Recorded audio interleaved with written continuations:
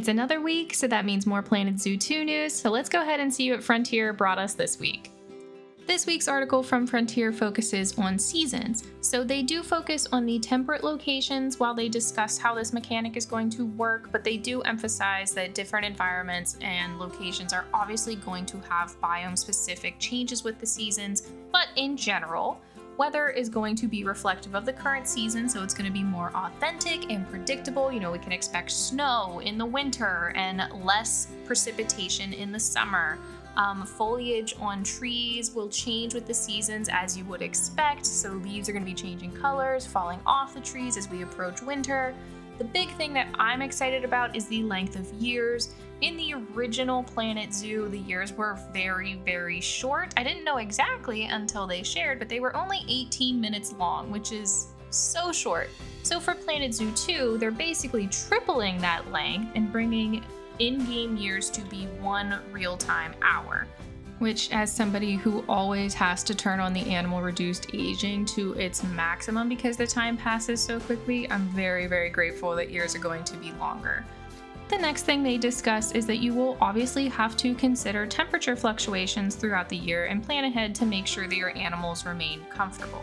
I assume this is going to go a little bit more in depth than it did in Planet Zoo 1, where you could just place down a heater if it was an animal that's not maybe accustomed to the colder weather and just let it be, and it would be fine year round.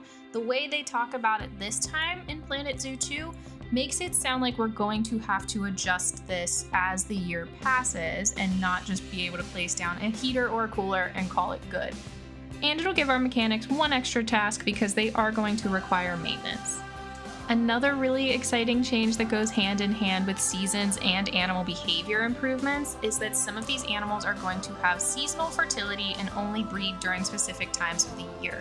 So as far as management is concerned, players are really going to have to be aware of animal welfare and make sure that animal welfare is very well maintained throughout the year so that when that animal's peak breeding season comes around, they can successfully reproduce for whatever conservation needs or goals that your zoo may have, and other animals are still going to have that year-round breeding, so you'll have to manage those populations as well so that you don't end up with an overabundance of animals. It's also Gamescom week, so Frontier in the Xbox show shared a little bit more about Planet Zoo 2, mostly just gave us a sneak peek into the wildlife reserves, and the big reveal with that is that we're going to have vehicles that we can drive in the reserves, which is super exciting. Was not expecting that, honestly.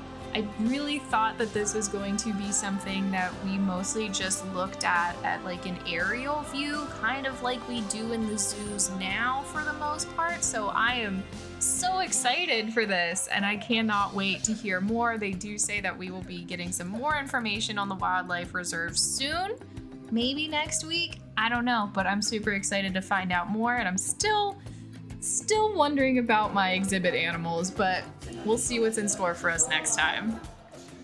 And of course, we cannot forget about this week's Zoopedia drop. So going straight down the list, we have the black wildebeest, cloudless sulfur, clown triggerfish, Eurasian beaver, giant tiger land snail, Nile monitor, sailfin snapper, almost said that way wrong, and the pangolin. So nothing too crazy exciting this week. The black wildebeest and the Nile monitor look like they did get quite an upgrade. They look beautiful, especially the wildebeest. I think it looks so much better than it did in the original. The butterflies, I suspect we'll see all of the species that we had in Planet Zoo 1, which I want to say was either 4 or 6 different species. I cannot ever remember exactly.